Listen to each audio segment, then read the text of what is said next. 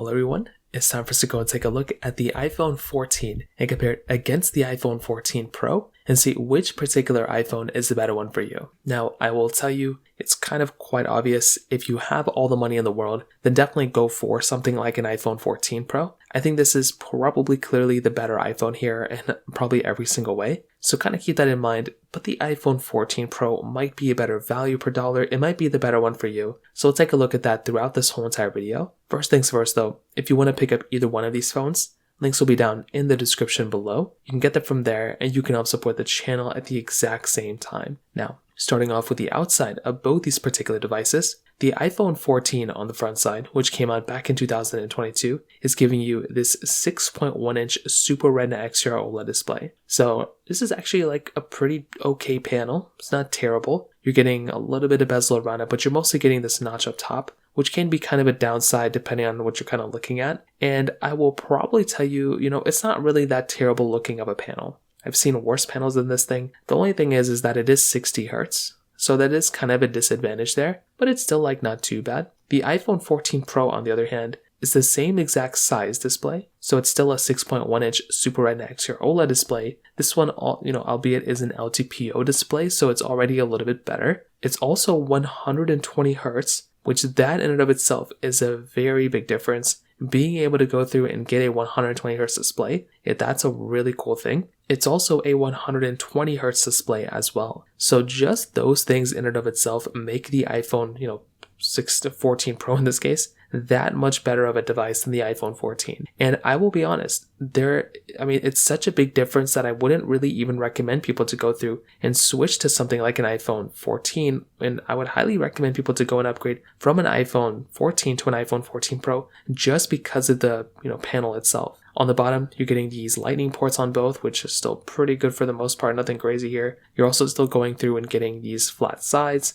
And you're also getting a glass back on the iPhone 14, whereas on the iPhone 14 Pro, you're getting a frosted glass back. So that right there could be an interesting thing depending on how you're looking at it. With that particular device, you are getting a device panel that definitely still looks pretty good on something like the iPhone, 14 for the most part. But definitely, in almost every single way, the 14 Pro is a way better phone here. Now you're also getting a dynamic island on the 14 Pro, which is really nice. And there are a few things on the iPhone 14 and 14 Pro that are kind of missing out on this phone when compared to some of the flagships. Number one, the iPhone 14 and 14 Pro are missing out on things like USB Type-C. You aren't really getting that here on the iPhone 14s, so that was kind of unfortunate. On top of that, you're also missing out on things like, maybe like a triple camera setup on the iPhone 14, which we'll get into in a second. The 14 Pro has a little bit more bezel and a, smaller size display than some of the Pro models nowadays. But I don't even think that's that big of a deal. But overall, on the exterior, that kind of covers it up there for the most part. Now, on top of that, when it comes down to basically the price tags between both, the iPhone 14 right now is being sold for about $347. So that particular phone is costing about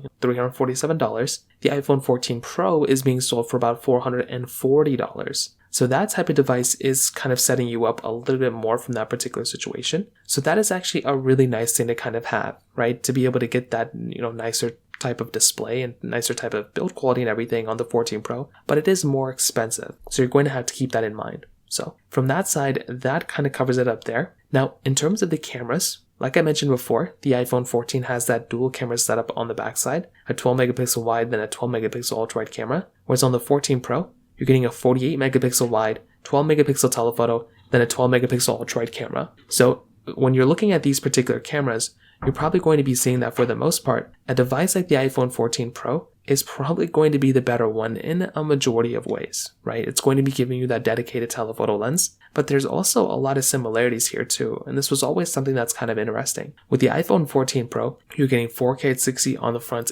and the back, same thing with the iPhone 14. So both these phones are giving you basically the same exact type of resolution that you can film in. So this in and of itself is kind of a nice thing to kind of think about here, because you're getting, fairly similar type of resolutions, but I would still say that for the most part, the 14 Pro is probably going to be the one that's going to be giving you the overall better camera here. But I still like my iPhone 14, it's still not terrible. But when you look at something like a Samsung Galaxy S25 or even like an iPhone 16 Pro, there are clearly some better advantages of swinging up and grabbing something like one of those phones rather than this one. So from that side, that kind of covers it up there for the most part. Now, on top of that, when it comes down to their software longevity, both these phones are going to be lasting for basically the exact same amount of time. So neither one of these phones are really going to be that big of a difference when it comes down to that side. They're both going to be lasting for basically the exact same amount of time. So I wouldn't even really stress out about that. If you're wanting the phone that's going to maybe feel like it's going to be better, again, the 14 Pro is probably going to be the one for you. But for the most part, both these phones are going to be lasting for the exact same amount of time when it comes down to that software department. So I think from that side too, that is kind of a pretty big thing to keep in mind there. Now, on top of that, you also have to remember that this phone and both these phones have their dedicated batteries inside of them. Now, when it comes down to it with the iPhone 14, this phone is giving you a 3,279 mAh battery, where the iPhone 14 Pro is giving you a 3,200 mAh battery. So this is one of those things you're going to have to keep in mind,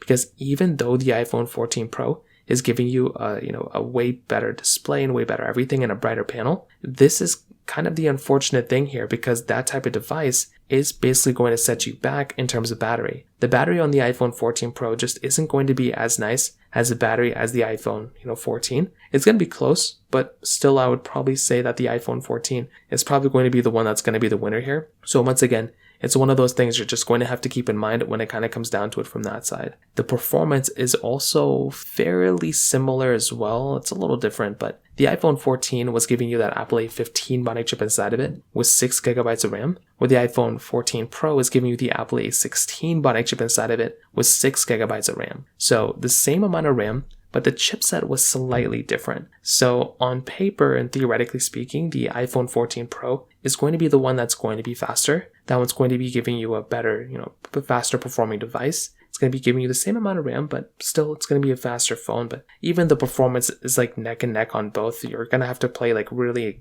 intensive games to even notice the difference. The big difference here though, the one that I'll probably be able to hit on, is when it basically comes down to the display. Because the display on the iPhone 14 Pro is 120Hz, it makes it feel so much faster. And that is one of the more perplexing things when you're going through and getting these types of phones. You have to remember that these phones are giving you those types of displays that are going to feel like they're faster. So from that side too, that is a very, very important thing to keep in mind there, because you're going to feel the impression of having a faster phone from that side. So overall, if I can just be completely honest with you, I think definitely going up to something like an iPhone 14 Pro from an iPhone 14 would make a lot of sense. I feel like that's a really good device to go and pick up. I feel like it does genuinely, it is a really good phone. I think it's a good device if you're going to go through and pick it up. But I do think, the 14 Pro is a way better phone than the 14. And it would make a lot of sense for you to go through and pick up something like an iPhone 14, 14 Pro over the iPhone 14. So kind of take that as you will. That's personally kind of how I see it. But